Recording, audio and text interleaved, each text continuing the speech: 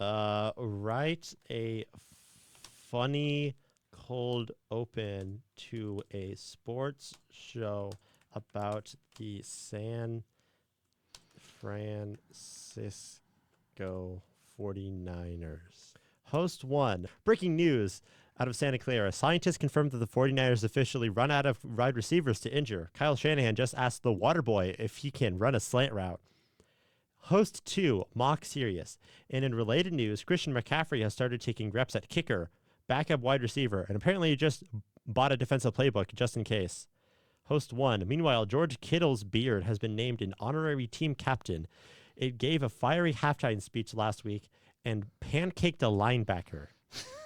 Host 2, and we still don't know what's stronger, Nick Bosa's pass rush or his jawline. Scientists are investigating. Host 1, this is Gold Rush Weekly. It's not the name of the show. Your favorite 49ers show where the football is red and gold. The takes are hotter than Levi's Stadium in September, and we only cry about Super Bowl 54 once per episode.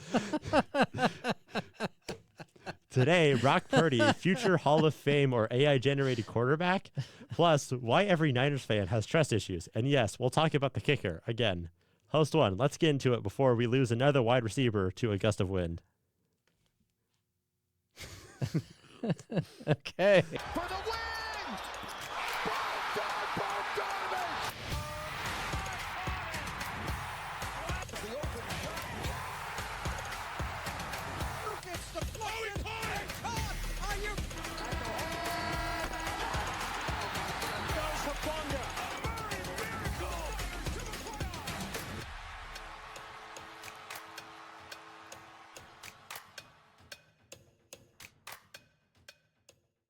Hello and welcome back to the Eastman Sport Report, your father-son coach-player podcast about the Sacramento Kings and the San Francisco 49ers.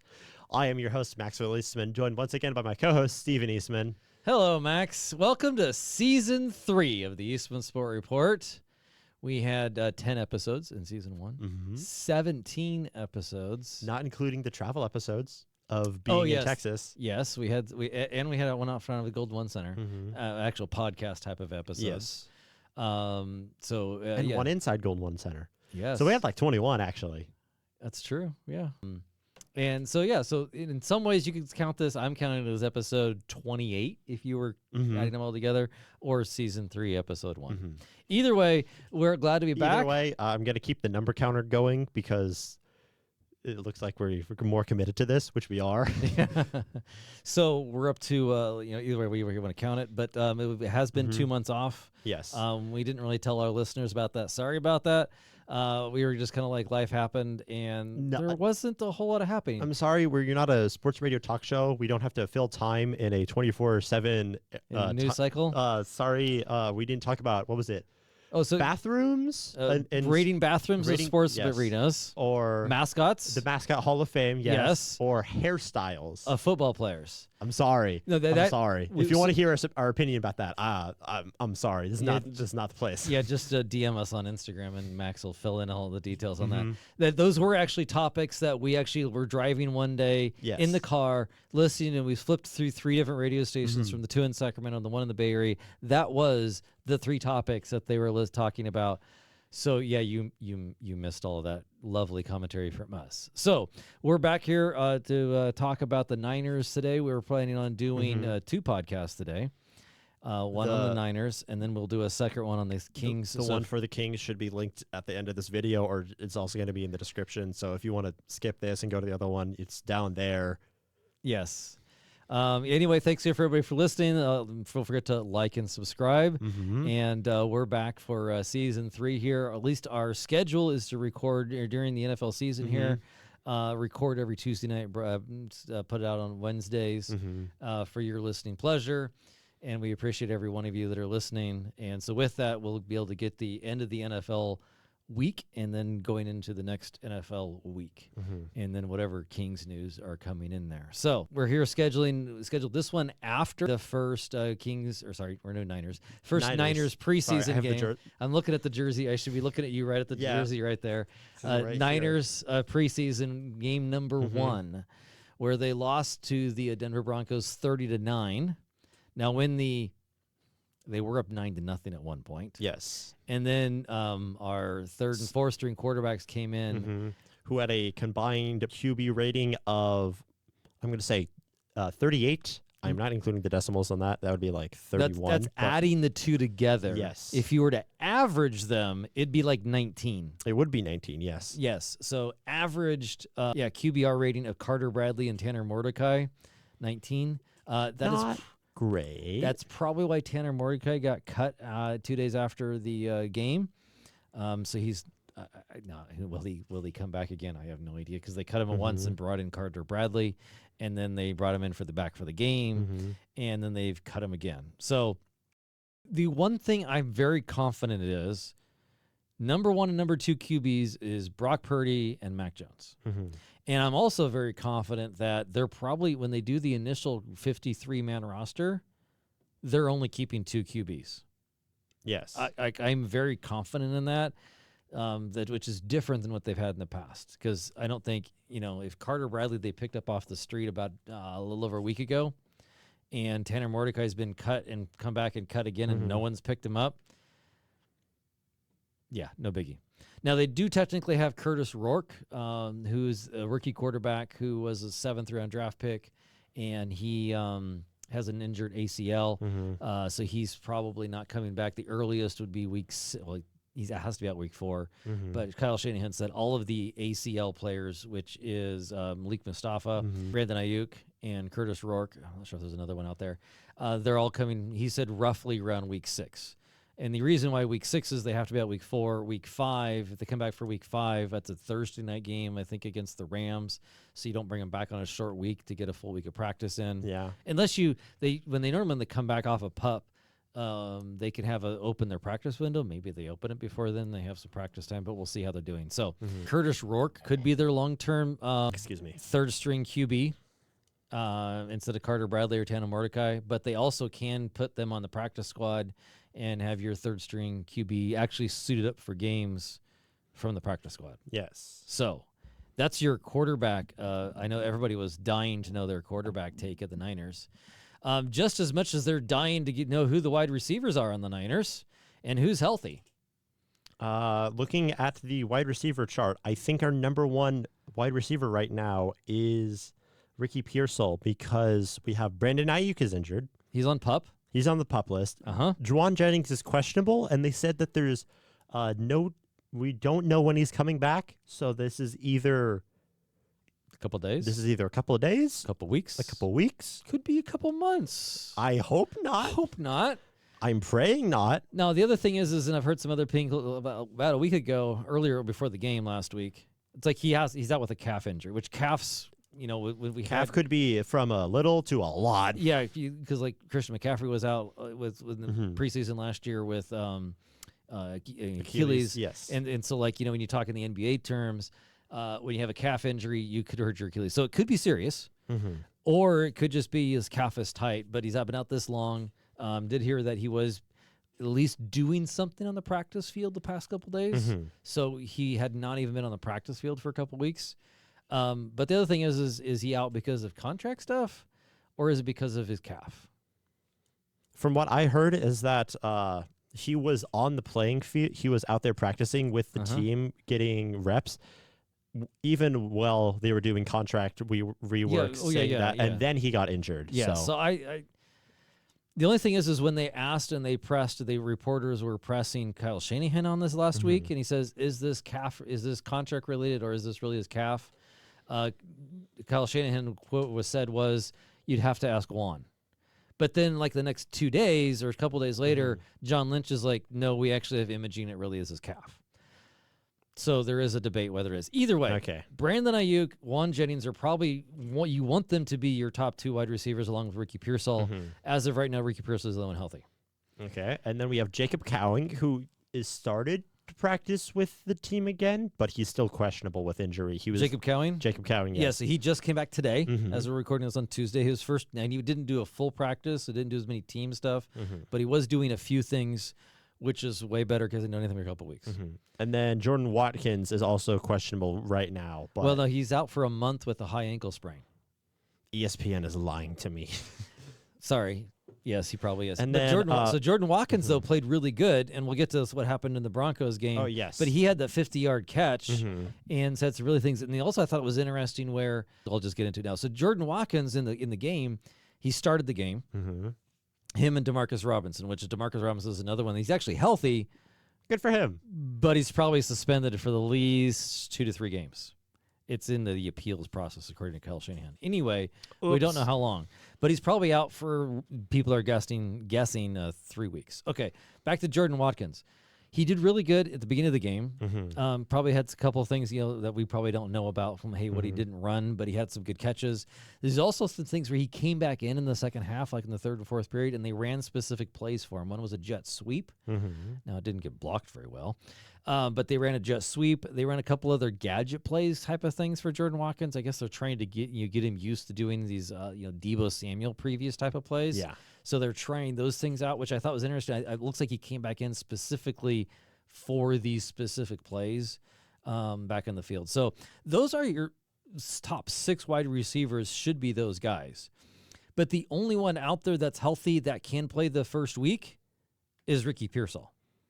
Stay away from the streets, Ricky. Don't get shot. Don't go shopping. Please. Don't go shopping in downtown San Francisco. Go to Use your apartment. Amazon. Use DoorDash. Yes. Stay away. Yes. So we got one. Then they also have Russell Gage, is probably their 7th wide receiver right now. But if you're relying on your 7th wide receiver, Now Russell Gage was out of the league for a couple of years, but he was injured, so he's doing decent. Anyway, he could be decent.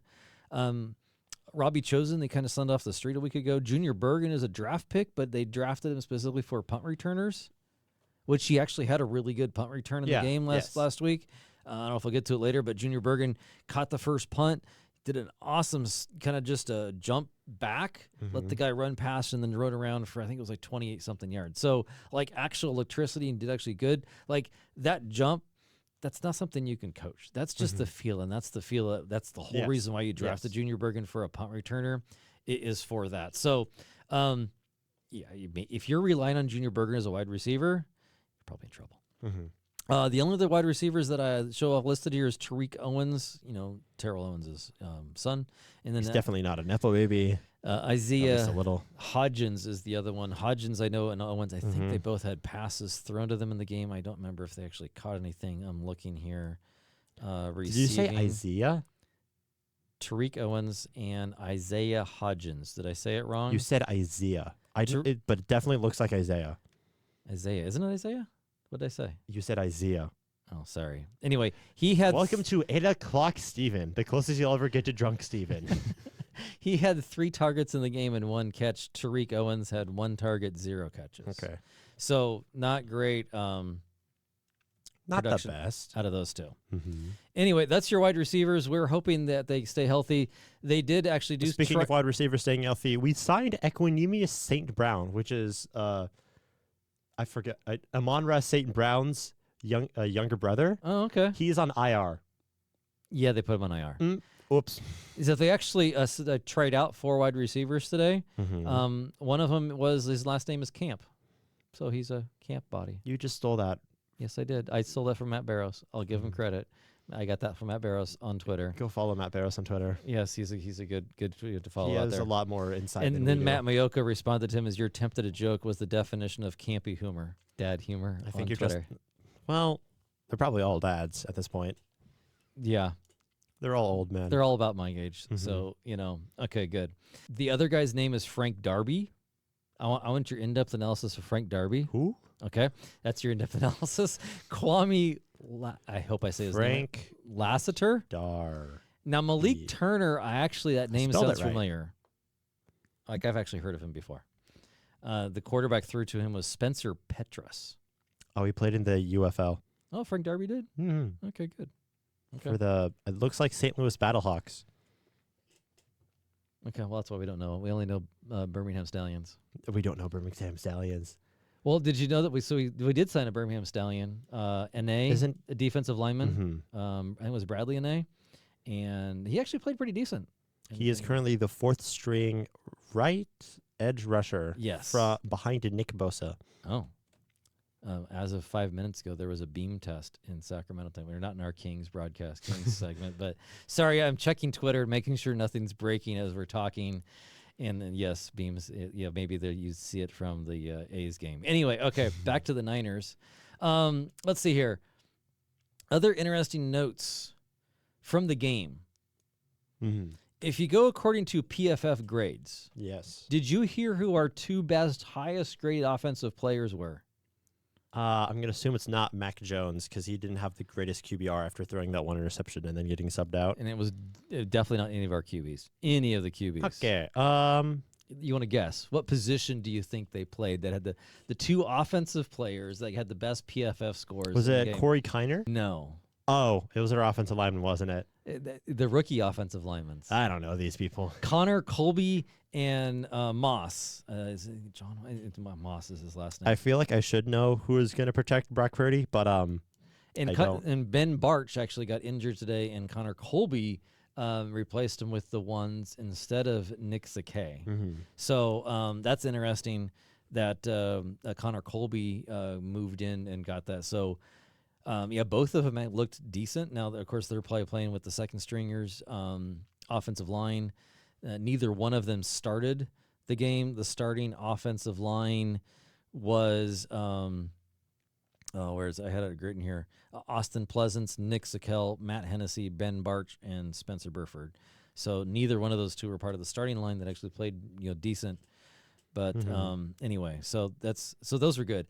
The other thing I'd love to go here today is to go through some of the things is what players stood out in the Broncos game. Chase Lucas, which out of all the reports I've been reading and those types of things, he hadn't really been standing out much in practice type of thing. Yes. But man, did he stand out in the game. Mm-hmm. He looked really good, was very active, made some plays. He was the one that actually forced the safety. Nice. The errant throw by Bo Nix to get the safety, so he looked really good. Jacob Robinson had some good plays as another defensive back.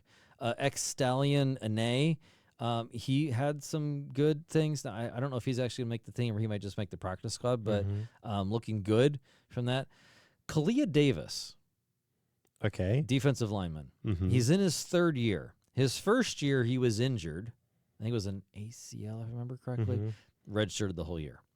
Last season, in the preseason, he was looking really good and was looking really good in a preseason game. Yeah. And then he injured himself. And then he took like half the season to come back, and he kind of did a little bit. But now in his third season, he's doing good in the preseason again. Yeah, he's doing good in the preseason. Actually looking better than the last. Don't get injured. Please don't get injured. So he's looking really, really, really good. Made some really decent plays. There was one play where he started in the middle defensive tackles. He starts in the middle of the line and kind of basically beat the running back over to the line of scrimmage and caught him for maybe for a 1-yard gain, but caught up to the running back, and just an awesome move. And that was a play that if he didn't get that, it might have been a touchdown. Yes. And so we saw that replay of that one, so that looked really good. I also said Gage, we talked about wide receiver wise. Will he make the 53-man roster? Now, I don't know what they're going to do with all the other wide receivers that are injured. Like, if you're not on the PUP, you can't be put on the PUP. If you put them on the IR, you can only put 2 people on the IR, I think, before the season and bring them back. But I almost think they might need to have Gage on the roster. Now, that's what I want you to do with Junior Bergen. I think that's where you get in the numbers game of is it Gage or Junior Bergen as your 7th. The other one that actually looked good was Darrell Luter. Again, he's another third season guy, kind of like Khalil Davis. He looked really good in his first season and preseason again, and then kind of tailed off and didn't look good. Okay. And then his second season, he kind of never looked good at all in his second season, but they kept him around. Okay. I think he was injured last year too, so they kind of maybe put him on IR, and he was there the whole season. And so he's actually starting to do a little bit in his third season. So that'd be nice to get Khalil Davis and Darrell Luter. Those are not players that I was expecting to get good ones out there. Anything else you want to add there? Next I have is go through the rookies. No, you can go through the rookies. Okay, so the rookies. That's the important part here of, we'll say up and down on where the rookies are. First off, I was really looking forward to play Upton Stout. Because every practice play report is saying Upton Stout is looking awesome in practice. So as a nickelback, I really wanted to see Upton Stout, which if you go back and listen to our podcast when we talked after the draft, I was actually the 2 third-round picks, Nick Martin and Upton Stout. Mm-hmm. When I was reading stuff, you're like, you just don't get good feelings of these two. Mm-hmm. So Upton Stout, he's totally living way better than I expected. We'll get to Nick Martin. Short answer is he's not. He was kind of afraid, and he's not doing very good. Okay. Upton Stout, though, didn't suit up. I was thinking, well, maybe they were expecting him to not. He was so good that he doesn't need to play. Mm-hmm. Found out he's injured. Anyway, so Okay. hopefully he comes back in a couple days. CJ West, everybody's been saying he's really good. Mm-hmm. I showed a video clip to Max a couple of days. Was it yesterday or today? I forget either when. I think it was. Earlier I think today. it was today. Anyway, In the morning. Yes. and so there's a one somebody else put on Twitter, and there's a nice good in that thing. And I don't know if I can describe it with my hands. I get my hands out here, coaches. So I can put the video on. you could so we can link to the video or something like that. I can just put it on. Or you can put it on as we're talking Yeah. about. Okay, so you have CJ West and Malik Collins, Mhm. 99 and 95. These are our defensive players to the 2 defensive tackles that we drafted. And in the Niners scheme, you have to have the defensive tackles handle the doubles teams and not get pushed back into the linebackers. Mhm. They basically do not always, I mean, it's great if they could, but Mhm. their job is not necessarily to tackle the running back. Their job is to occupy the offensive lineman, not get pushed back, Mhm. kind of hold their ground, take the double teams, and let the linebackers flow to get the tackles. That's why Yes. Fred Warner usually leads the league in tackles. That's why Dre Greenlaw's really, really close, because the defensive tackles Mhm. occupy the guards and the linebackers go to make the tackles. Well, that's exactly what did not happen last year. The defensive linemen last year were getting pushed back into the linebackers, and then Fred Warner and D. Winters at the time, or Campbell, Mhm. he was a train wreck, would not get their tackles because the offensive linemen were up getting to blocking them. Yes.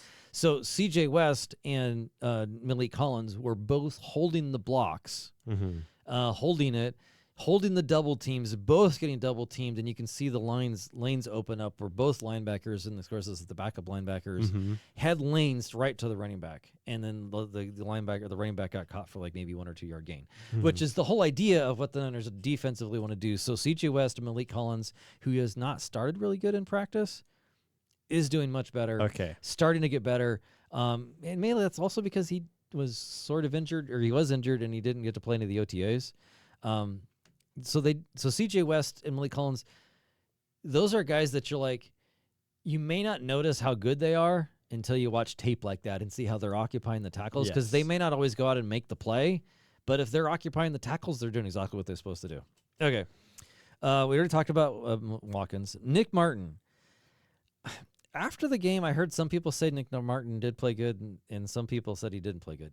I don't think he played very good. He had some tackles, but he played majority of the game. Mhm. And as a linebacker, like we just talked about, the linebacker's supposed to make most of the tackles. And he was overrunning plays. He was misdirecting. He had some that was out in the field, and he just got juked out of missing the tackle. Mhm. Like, he had moments. And I'm wondering if Nick Martin might be like D. Winters was 3 years ago.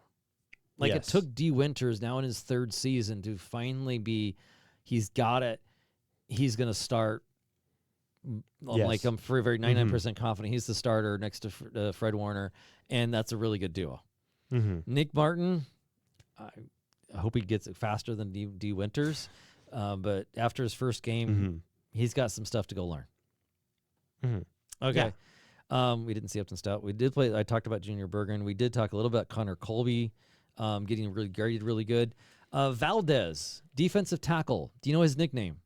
I love No. it when rookies come in with nicknames. No, I do not know his nickname. The Hulk. The Hulk. His nickname is the Hulk. You gotta live up to the Hulk. This is If you've seen a picture of him, I don't know if Max can put a picture on him.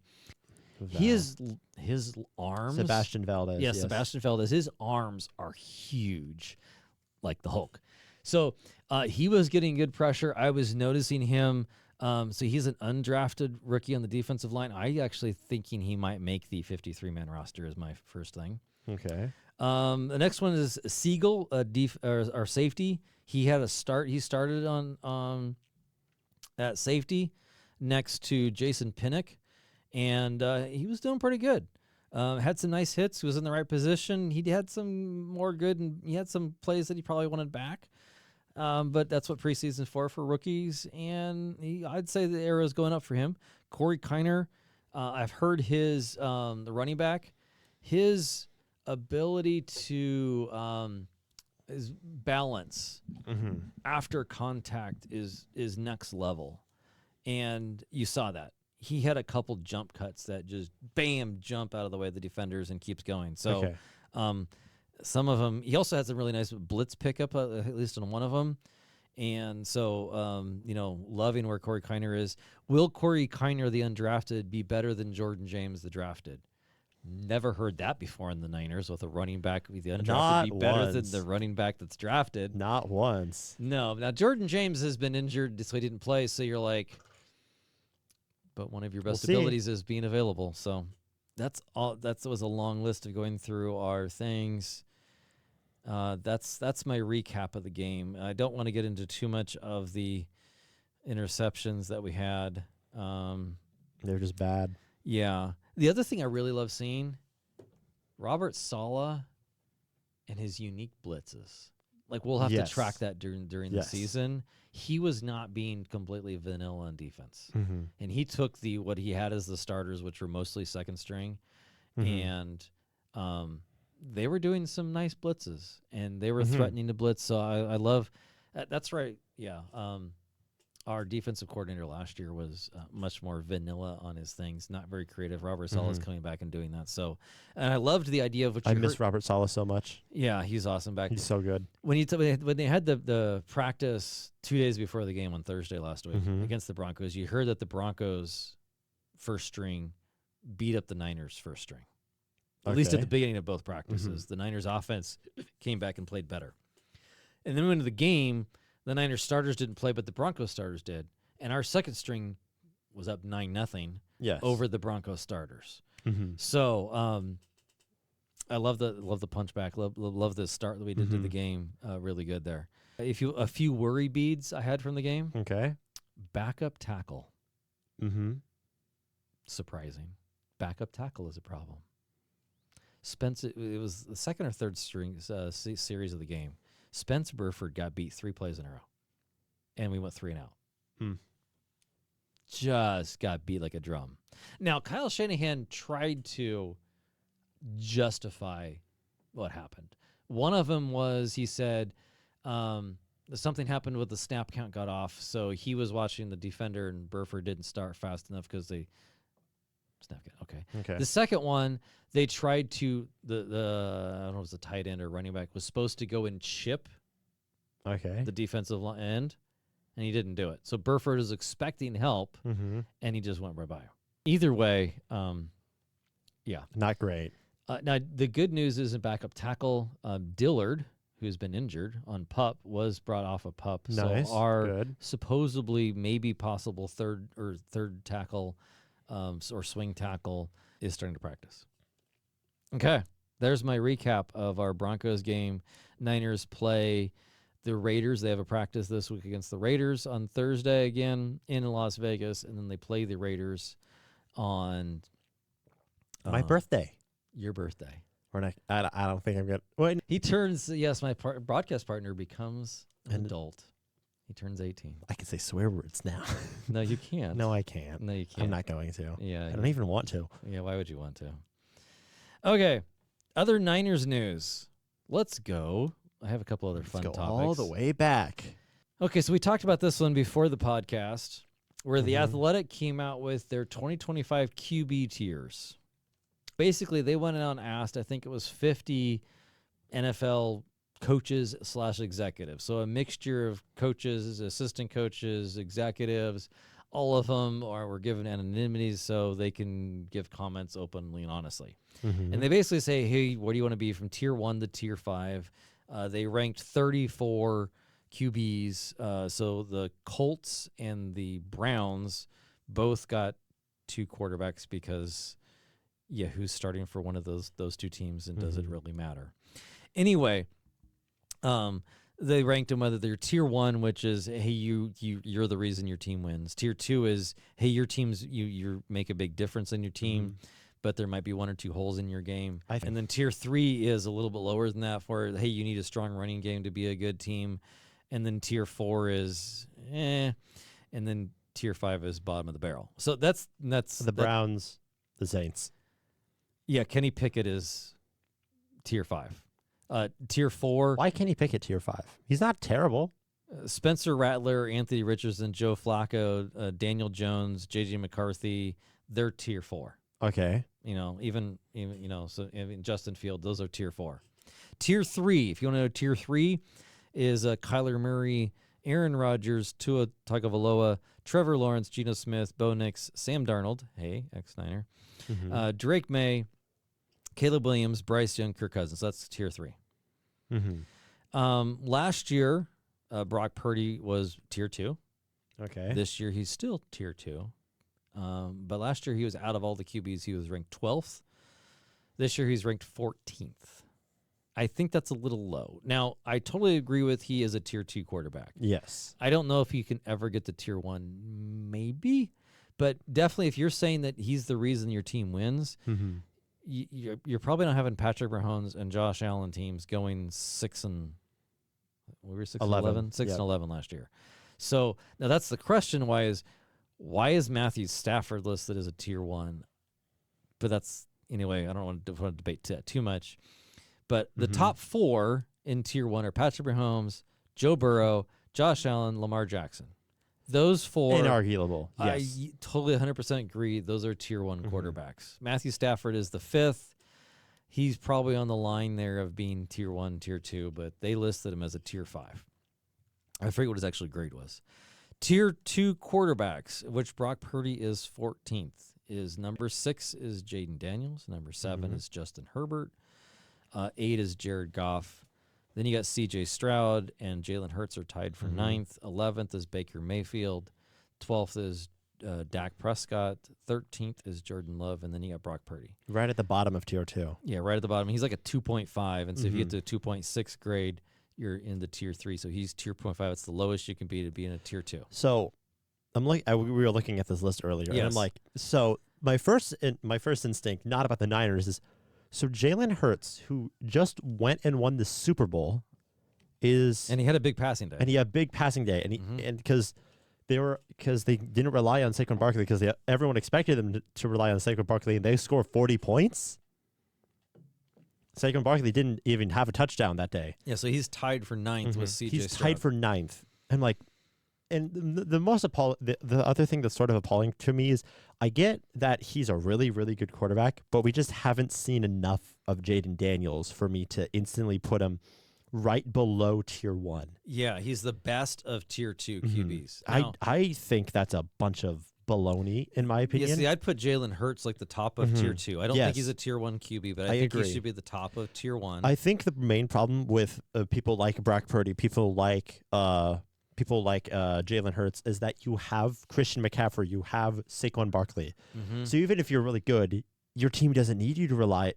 It doesn't need to rely on you because you have a tier 1 running back. Yeah, and a tier 1 tight end for Brock Purdy. Yes. So, yeah. Now, I would say from a Brock Purdy perspective, I think he should be around the 9-10 conversation. I think he's better than Dak Prescott.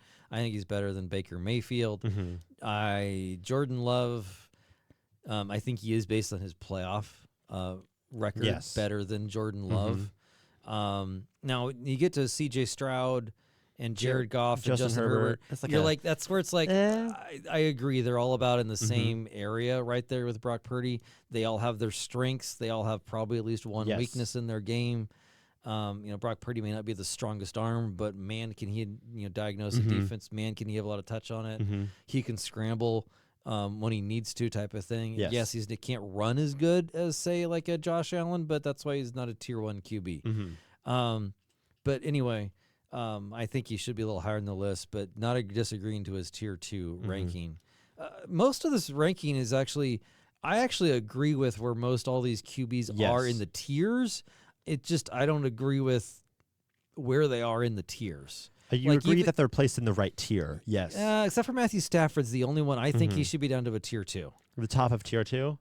Yeah. I don't think I think that it's because the Rams are so good and they don't have like a tier 1 type running back, like a top of the line. Kyron Williams, though. Kyron Williams. He's really good. He's not a tier 1. He's like a tier 2 running back. It's like middle, like Baker Mayfield. Like if you're looking at the list where it is, he's above average, I would say.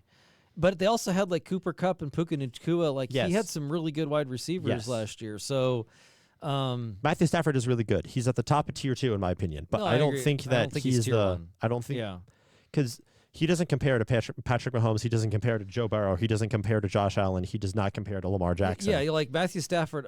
He's a good quarterback. Totally agree. Yes. But he's not in the same. Those top 4 are the top 4. I'm just confused by it. Yeah. So that's about the only one I would say. The tier 3 quarterbacks, I kind of agree with where they're at. You know, I probably could debate a little bit. I mean, I'd put Bo Nix a little bit higher on this list. Yeah. Personally. Aaron Rodgers is really hard to know what he's actually going to do. I don't know. Last year he was bad. I don't know. Year before that he was injured. I don't know if it's the Jets being bad. I don't know if it's him being bad. I don't know if it's him being injured. Is he old? Like, I don't know. We don't know what Aaron Rodgers is. So I guess put him in the tier 3 is like, we don't know. So, like who knows? Is he going to get back on a time machine and be pretty good on the Steelers?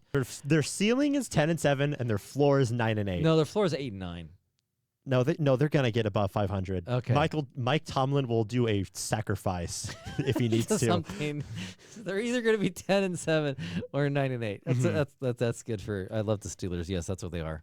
Which okay, whatever. Eternally making the playoffs, never having a good draft pick. Yep. And never going very far in the playoffs. But anyway, so that's the quarterback tiers. I think it is. I love seeing the list. It's pretty. I don't cool. know if it's disrespect to Brock Purdy because we did go 6-11 last year. So maybe if we were if we had a Steelers type of season where we went 10-7, maybe Brock Purdy would be a little bit higher. I think that he's easily above a Dak Prescott, a Baker Mayfield, and I think that especially how the team played last year, I think Jordan Love should still be ahead of Brock Purdy. I think he's I think he's a better player, but because of how the team was. No, he didn't contribute. He has a better arm, but I think he didn't contribute to as many wins. Yeah, and wins are important. Your hold on. Your iPhone storage is full. That's not fun. Do we need to pause for a second? Give me a no. Just keep talking. I'll figure this out. Okay, so if we go back to if we switch to a different topic here, where is it? So on ESPN, they put out today their NFL future power rankings. I'm trying to find it to pull up the actual article. There it is, NFL future power rankings. Okay, on ESPN. And did we talk about this earlier? Did I tell you where the Niners were? You talked about it, but you did not tell me where the Niners were. Would you like to guess out of 32 teams in future power rankings? Now, I'll give you their criteria. Their criteria is they rank their overall roster minus QB. Looking forward to the next 3 years. Okay. Then they look at the quarterback for the next 3 years. They look at coaching and front office, and they give each of them a score, 0 to 100, and they weight them, not totally equal, but somewhat equal. Where the quarterback gets like 20% over roster, minus QB is like 30%, and coaching front office are 25%. So mostly equal. But you got the 4 rankings, and they somehow come up with a score. There's probably some get into the details of it, but we're just kind of get into the where they're at. So if you're ranking it based on 4, hello. If you're ranking based on 4, where do you think the Niners are going to be out of 32? I feel like I've said this before with the Niners, where I'm saying I feel like the Super Bowl window is going to be shut after this year because we have to play all these players. And is it full again? Yeah, the message just came up again. Okay, that's not fun. I feel like I've said this I haven't before we had a podcast. I feel like I've said this before. I felt like I think 2 years ago or something like that.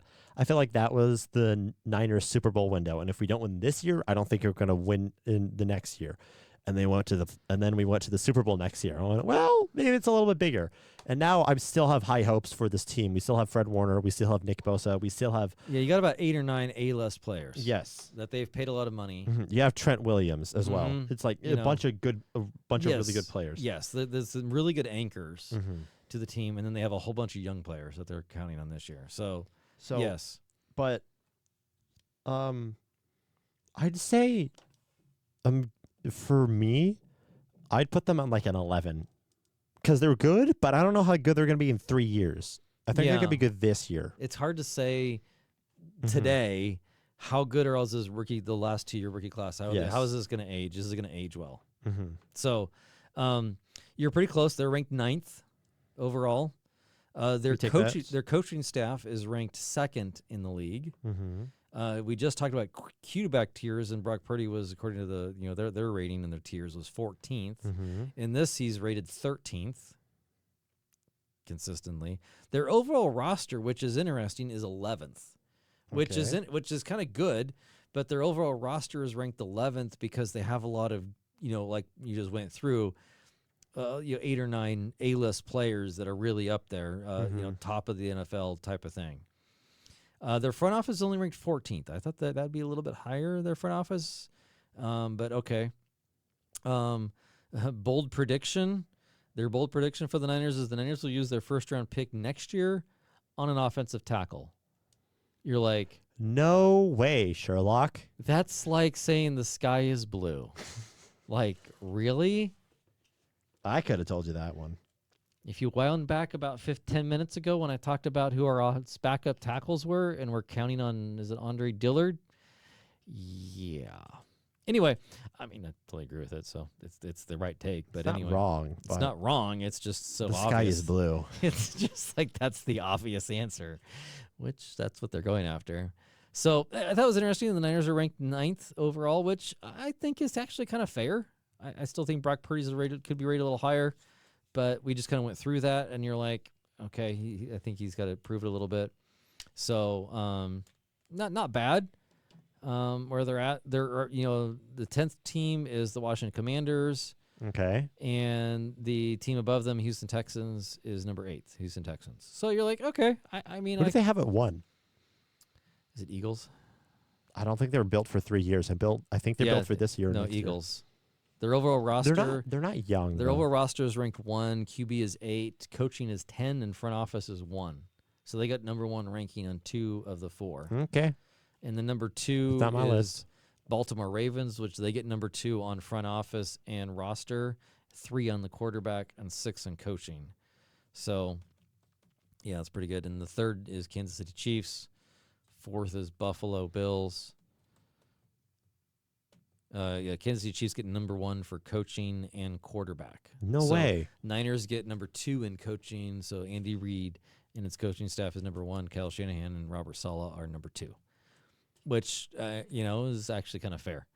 So that's where we're with that. Okay, one other fun note that I wanted to get into for the Niners. Okay, so our last thing on the Niners for the day is,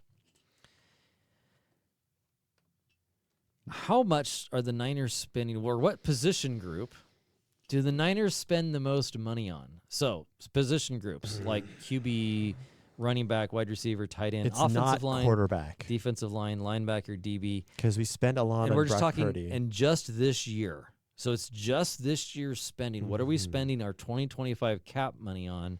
What do we? Can you push the record button, by the way, for my camera? Hate to interrupt. We're going. Okay, so the and so you're talking about. Now I will also tell you, one of the categories is dead money. Now, so that means you have 8. There's 10 positions that in this ranking. Which one do they spend the most money on for 2025 cap spends? For the position? Yes, which position? And specialist like kicker is actually a position. We're not paying kickers that much. I know. It's not fullback. We got one of those. Well, running back and fullback are put together. So Christian McCaffrey and Juszczyk are put together. So you have QB, running back, fullback are together. Wide receivers, tight end. Is it wide receivers? Offensive line, defensive line, linebacker, DBs. Is it wide receivers? Well, no. Wide receivers are 3rd. Okay. So does it lump all edge rushers and D tackles together? Yes, the whole defensive line is put together. The whole defensive line? The whole defensive line is put together. Well, we have a bunch of rookies. Is it the offensive line? No, it is not the offensive line. Is it the secondary? No, it's not the secondary. I mean, you got Diamond Lord's the big paid guy there. You got Bill Bosa's the big name guy, or Trent Williams is the big. Is it running back? Nope, it's not running Is back. it quarterback? Nope, it's not cornerback. It's not gonna. How many other positions group do you have? Is it linebackers? Nope. Okay. It's not the kicker. Which one have you not said? Tight end? Nope. Did you say defensive line yet? Yes, I said defensive line. Okay, well, defensive line is the top one of players. The number one cap spend for the Niners this year is dead money. We're spending $93 million of our $200 and something million cap space on dead money. Well, Number 2 is the defensive line at $52 million. So 93 is dead. $52 million is defensive line. I feel tricked. I feel bamboozled. Number 2 is the offensive line. Now, I think defensive and offensive line also has the most amount of players. Yeah. Because you usually keep about 9 to 10 on both of those on a team. So defensive line is $52 million. Okay. Which is actually the 15th ranked team in the league. So right in the middle of the pack for defensive line. Offensive line, we spend $39 million, which is the 21st, so we're actually underspending on that. Linebacker, we're $21 million, which is number 5 in the league. Okay. Which is, sorry, I did skip. Next one should have been third position group for team players is wide receiver at 22, so that's Brandon Ayuk. Mm-hmm. And Ricky Pearsall because he was a first-round draft pick. Anyway, but we're only ranked 19th in spending on that. QB, we're only 27th in the league in QB spend, so it's only at $12 million. I'll take that. So, but yes, we're number 1 in dead money for the year. Give yourself a pat on the back, I guess. Yeah.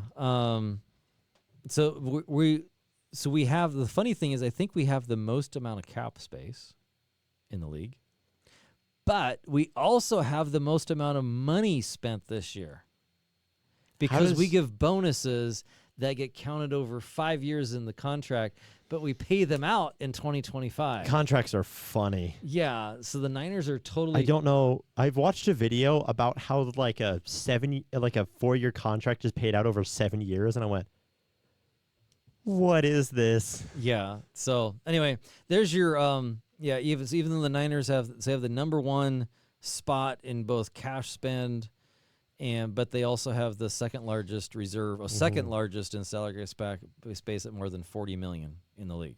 Mm-hmm. Only second most.